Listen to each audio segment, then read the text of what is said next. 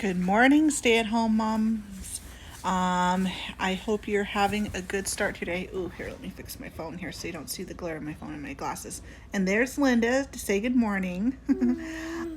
So let's see. We are on day 3, 4. Anyway, I just wanted to get on here and do our daily challenge. So for today in our 30-day pep talk mom blog challenge, I had initially planned on doing some talking about grief and trauma, as that is something that especially if you're a caregiver as a stay-at-home mom who's also a caregiver for your partner or spouse, it is real. I've as we've worked through December and going into January, I realized that I've just been in so much in survival mode and just caregiver mode. There was a lot of stuff that's come up to the surface for me, just the fear around um, worried about my husband's health, worried, being overwhelmed with learning about a whole new medical condition that I had no information or prior experience with, even with my 15-year experience as a CNA in the medical field, and just being scared that when I've had to send my husband to the hospital, concerned that am I going to see him again, especially with the pandemic going on and not being able to go with him. The trauma of explaining to our almost 2-year-old daughter now why daddy's not feeling well and what's going on, and why doesn't wake up sometimes after his episodes, and when he's moody because of medication. All these little things that a little kid, that she couldn't totally 100% understand because she's, so small, but at the same time, just knowing that when she cries and is upset that daddy's leaving, or all these new people, the EMTs coming into the house, and just being scared, and not understanding, what are they doing to daddy? Is daddy going to be okay? How do I explain that to a toddler? It's really tough to understand that stuff. And so I've had a lot of trauma, and trauma is real. But today, I'll get into that more for tomorrow's challenge. I'm sorry I keep shifting, but I just really want to go with I just want to go make this real and go open and be open, and share my heart.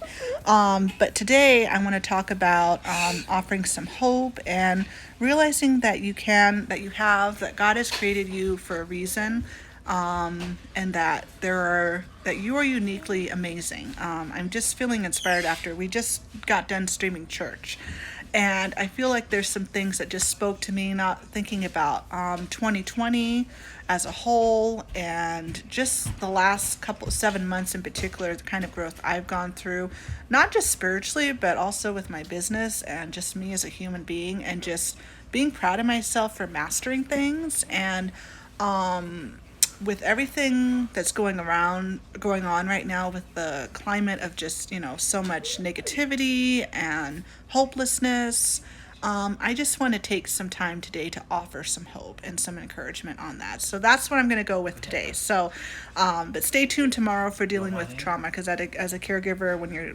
trying to balance being a stay-at-home mom and a caregiver for your partner or spouse, it's very important to work through that. So we will get into that tomorrow. But today, I want to talk to you more about more of on a lighter note and a positive note about how incredible you are as a stay-at-home mom and being a caregiver, that you uniquely know your family better than anybody, and you have talents and beautiful gifts that that God has given you.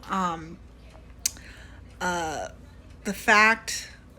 amazing thing about being a partner or spouse is that you get to know that person better than anybody.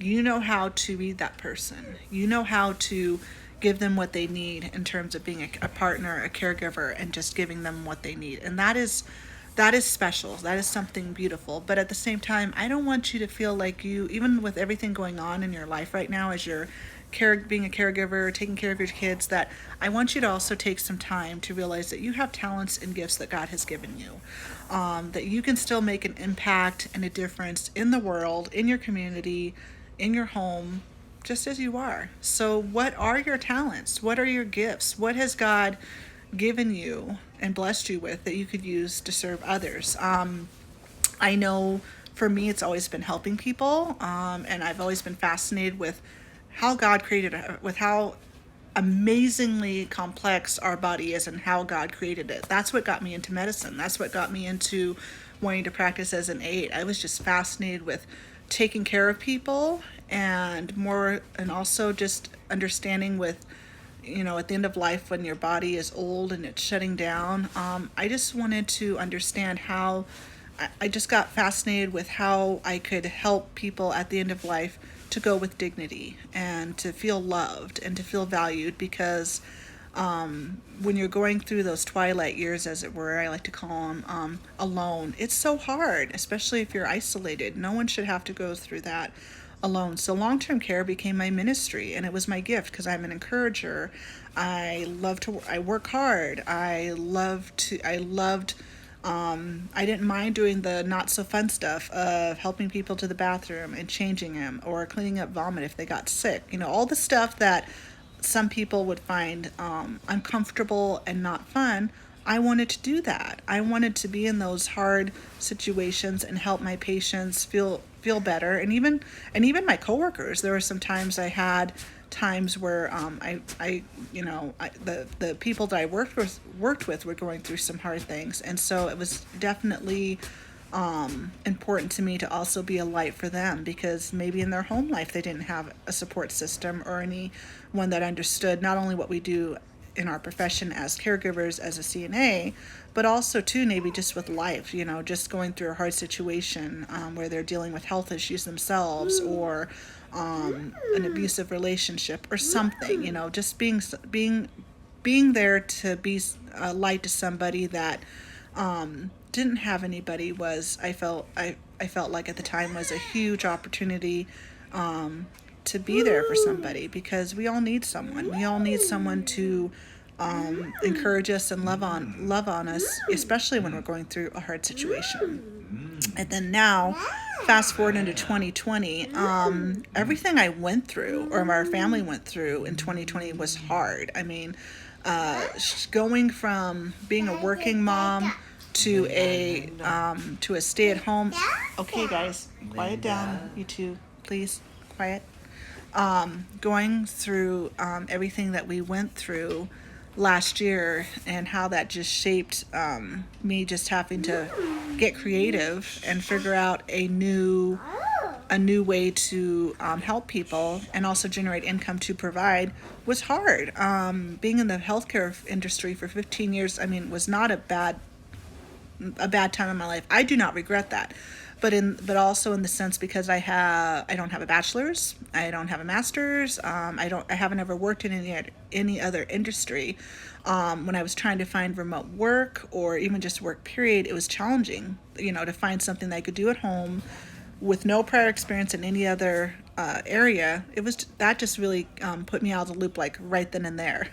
Or there was some options that I had where I could maybe do it, but it didn't make me feel comfortable doing it. Because that's the thing. I don't care who you are. If you're going to do something, you should feel comfortable and safe, and feel like you can actually do it well, if that makes sense. The example for me I'll throw out there was, I was looking at call centers, and years ago I had applied to one when I was in between medical jobs. I was struggling, and I went in for an interview, and they gave me a little slip of paper with some written words that I would have to say, or a greeting, whenever I would take a call at this call center.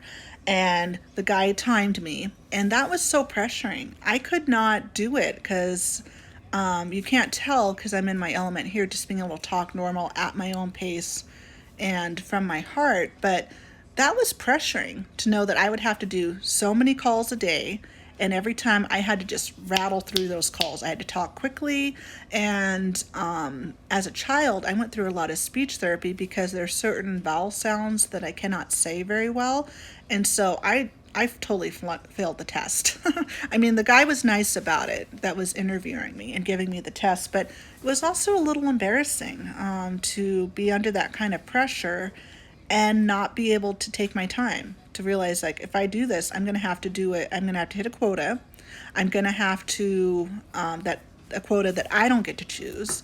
And I have to talk in such a way that they want or the company wants for the brand. And I'm like, that doesn't feel comfortable. So even if I could have passed and did it, I don't think I would have done it, maybe, because that's not me. That's not where I thrive. And if you're going to do something, you should do something that you thrive in, right? So then now, one thing that I've discovered throughout the last 7 months in particular is my blogging business is, I need to play to my strengths. And it took me a while. It took me 7 months, but I figured out that video and talking is my passion. I've always known I'm an encourager and that I want to help people. And I've done the research. I know that there's a gap in the market for these stay-at-home moms that are not only stay-at-home moms, but they're also being thrust into a unique and hard situation, also caregiving for their spouse and parent, especially if it's a situation like mine where we had no warning. My husband's health just started to deteriorate in December and got worse throughout the spring of last year without warning. And so the necessity for me to be home full time to help take care of him and our toddler daughter too, was necessary and needed.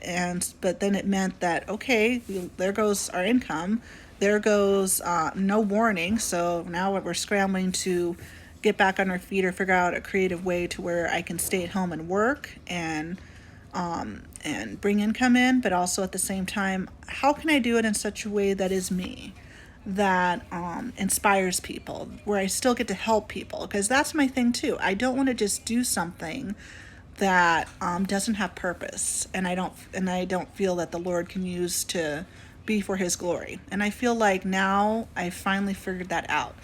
I have the pieces of, I love video. I love to create content on video, and that in turn I can use as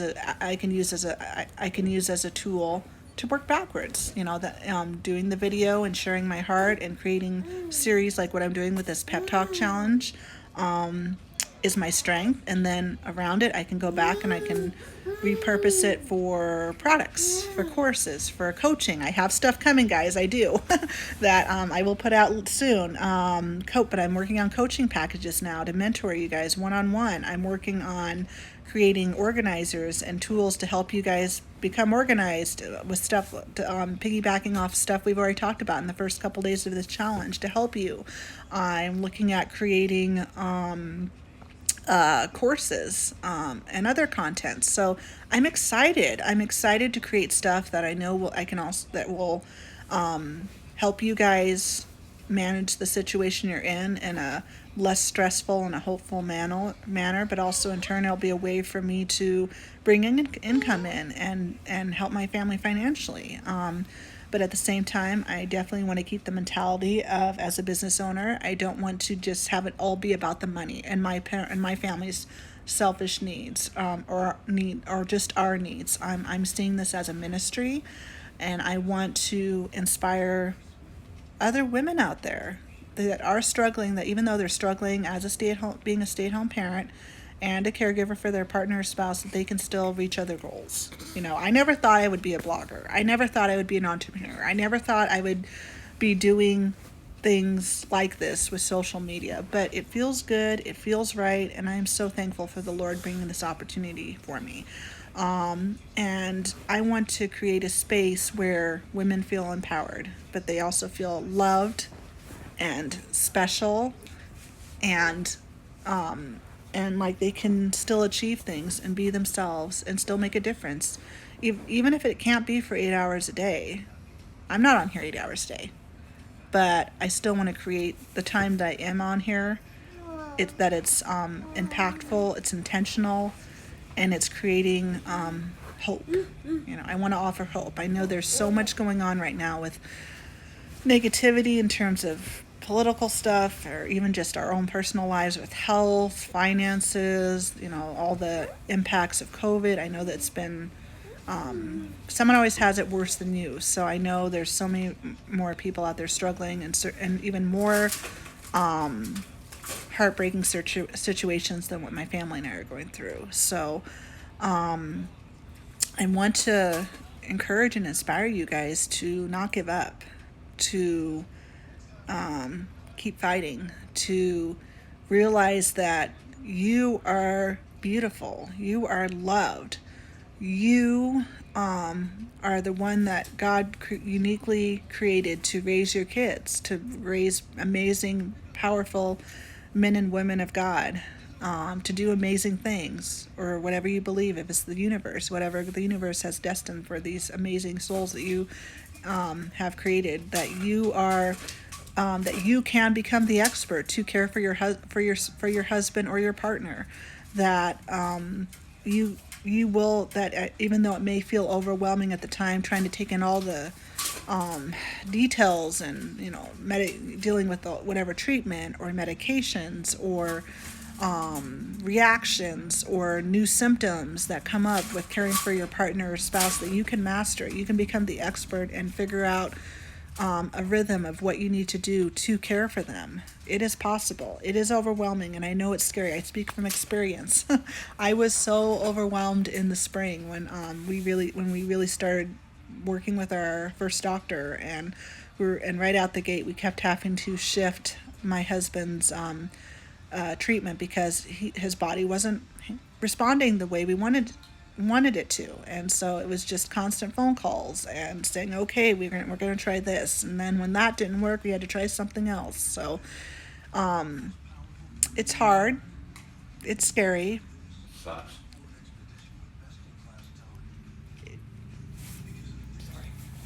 Sorry. It's okay, but you will get through, and I want to be in your corner to help you through it. All right, I'm here. So that's all I have for today. DM me here or over on my Facebook or YouTube or anywhere. I'm on all three, and I would love to work with you. Be on the lookout. Hopefully by the end of January, if not sooner, I will have my stuff up. So if you want to work with me, if you're interested in working with me more one-on-one, we can. But for now, just be encouraged, be inspired. You're not alone. You can do this, and you're doing the best you can, and that's all that matters. All right? All right, girls. I love you. Bye. That went well. Okay, when I'm on video... I'm sorry, I didn't mean to say it that loud, babe. Yeah. Sorry. Mm-hmm.